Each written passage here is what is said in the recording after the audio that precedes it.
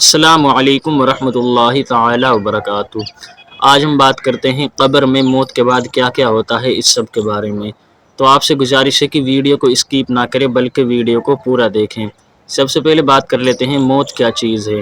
موت وہ ہے جب انسان کی روح جسم سے جدا ہو جاتی ہے تو اسے موت آ جاتی ہے، اور جسم کو قبر میں دفنا دیا جاتا ہے تو سوال آ جاتا ہے کہ اس کے بعد روح کا کیا ہوتا ہے، یعنی روح کہاں رہتی ہے، کیا روح بھی مر جاتی ہے۔ ایمان و عمل کے مطابق اللہ تعالیٰ نے مسلمانوں کی روح کے لیے الگ الگ جگہ مقرر کی ہے۔ کسی کی روح عرش کے نیچے، اور کسی کی روح زمزم شریف پر، اور کسی کی روح اس کی قبر پر ہی ہوتی ہے، اور کافر کی روح ہمیشہ قیامت تک قید رہتی ہے۔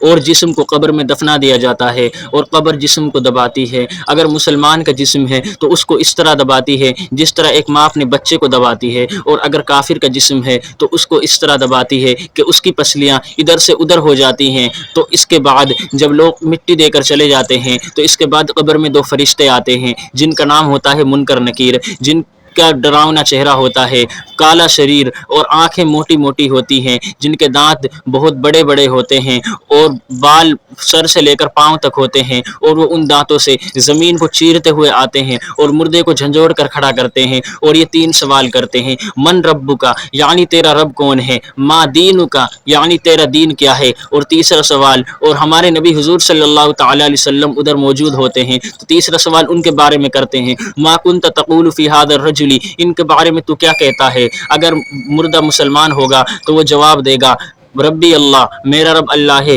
دینی اسلام، میرا دین اسلام ہے، اور رسول اللہ صلی اللہ تعالی علیہ وسلم، یہ اللہ کے رسول ہیں، اور اللہ کی رحمت ان پر نازل ہوں۔ تو یہ سن کر آسمان سے آواز آتی ہے کہ یہ میرا بندہ سچ کہہ رہا ہے، اس کے لیے جنت کا بچھونا بچھا دو، اور جنت کے دروازے کھول دو، اور اس کی قبر میں جنت کی ہوائیں آنے لگتی ہیں، اور جہاں تک اس کی نظر جاتی ہے اس کی قبر چوڑی اور چمکیلی کر دی جاتی ہے، اور فرشتے اس سے کہتے ہیں کہ جا، اس طرح سو جا جس طرح ایک دلہا سوتا ہے۔ یہ سب ان نیک لوگوں کے لیے ہوتا ہے، ان کے لیے ہوتا ہے جنہوں نے مرنے سے پہلے دنیا میں نیکی کی ہو، جنہوں نے نماز، حج، زکوٰۃ وغیرہ کی ہو، جن کے مرنے سے پہلے دنیا میں نیکی درج ہو، اور جو لوگ گناہگار ہوتے ہیں ان کو اپنے عذاب کے حساب سے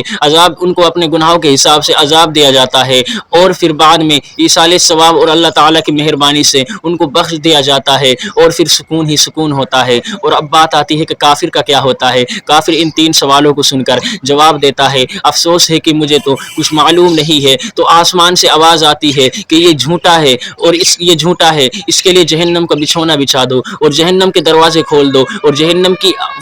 کی آگ کی لپٹ اس کی قبر تک آتی ہے، اور پھر وہاں پر دو فرشتے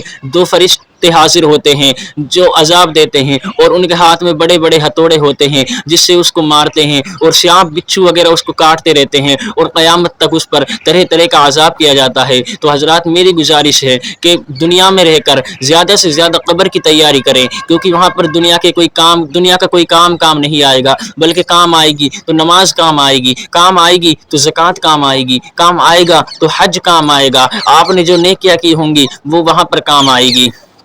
تو آپ سب سے گزارش ہے کہ دنیا میں رہ کر قبر کی تیاری کریں، کیونکہ موت کبھی بھی آ سکتی ہے، اور موت ہر کسی کو آئے گی۔ کوئی دنیا میں نہیں رہے گا، ہر کسی کو موت آئے گی، کوئی ہمیشہ کی زندگی نہیں جیے گا۔ تو اس لیے آپ سب سے یہی گزارش ہے کہ دنیا میں رہ کر قبر کی زیادہ سے زیادہ تیاری کریں۔ تو میری گفتگو یہیں تک تھی، اور آپ سے گزارش ہے اگر آپ کو ویڈیو اچھی لگی تو ویڈیو کو لائک کر دے، اور اگر اس میں کوئی غلطی یا خامی ہو گئی ہے تو ہم اللہ تعالیٰ سے دعا کرتے ہیں کہ اپنے نبی کریم صلی اللہ تعالیٰ علیہ وسلم کے صدقہ وسیلے سے اس کو معاف عطا فرمائے، اور اگر کوئی غلطی ہو گئی ہے تو آپ کمنٹ میں لکھ کر بتا دیں، اور ایسی اور ویڈیو کے لیے ہمارے چینل کو سبسکرائب کر دیں۔